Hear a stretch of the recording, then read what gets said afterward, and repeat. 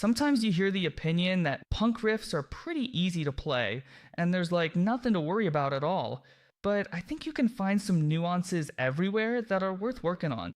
And today, I suggest we break down the riff from the band Sum 41's Makes No Difference, and find out how to play it better. Let's go.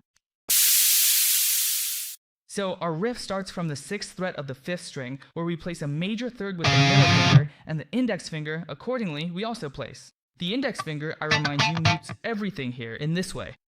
We strike the right notes with the right hand and make sure that the 6 doesn't pop out. Hit it very nicely like that.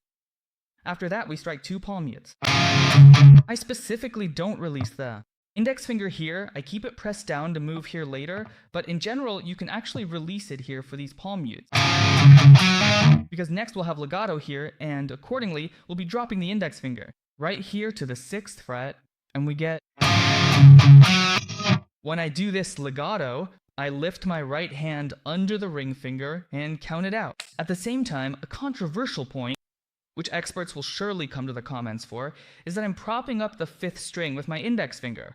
I do this here so that the right hand can move freely and go higher, because next I have a transition to the 6th string. Right here to the major third as well. I transition into it after striking the palm mute on the 6th string, and accordingly I fly in here. It turns out, here we play this kind of rhythmic group. Hold the last note. After this last long third has finished sounding, we'll need to strike 3 here, but since we have a hand shift coming up, right here to the power chord on the 8th fret. By the way, in the original, it was kind of like this, but I don't like how it sounds. Moreover, there's a second guitar part that conflicts, so please forgive me. I took the liberty of correcting the great Sum 41. Back to the shift. On the 3rd palm mute, I strike an open string. I do this specifically so that it's convenient to move. But yeah, so no one will notice that you play it like this, especially in context at speed. But it will help to avoid squeaking right here. Kinda sound like that. After the power chord, we play 2 palm mutes. And with the phalanx here, I press down again, it turns out the 5th string. And I do a hammer-on here to the 10th fret. And I count it out synchronously, naturally, with the right hand up when I place this ring finger. Then, through a palm mute on the open 5th string, I move my hand to the major third from the 11th fret. So right here, it's a strike on the 5th string and a palm mute, even though it's out of key. Again, no one will hear it in context.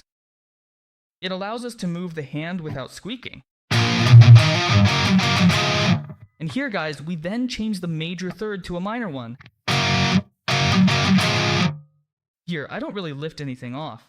I just hit a palm mute on this note at the 11th fret. And then I jump to the 10th fret for the minor third. After the third on the 10th fret, we hit 3 palm mutes, 2 on the 10th fret, and 1 on the open string, to move the hand back here to the 6th fret for the major and start a new loop. That's how it's going to turn out for you. And on the second loop from this third, we go to a 5th here instead of a new third. So it ends up sounding something like this. Actually, it's best to start these 8th notes right away here. But I was just too lazy to train my endurance, so I took this chord note as a breather. So we play a whole measure of this 5th. Then we have this index finger shift, also in sync, to avoid any string noise here. It's a cool thing that it creates a dramatic interval, but it's heard more like this because it's an inversion. After playing this 6th, we need to move to the C5th on the 3rd fret of the 5th string, and do it as smoothly as possible to avoid noise without lifting the fingers. So it goes like... After that, we move to A flat, and here we just shift the fingers at the very last second. And then we have the strumming part coming up. And here on A flat, I hit the last stroke on open strings to then jump over to E flat. So why did I jump here but hit the open strings there? Because moving your hand up is actually quite easy to do, but when you try to slide it down like that, there's a high risk of pulling a string, and the fifth will sound bad. Anyway, it's better to be safe. And here we just play a strum.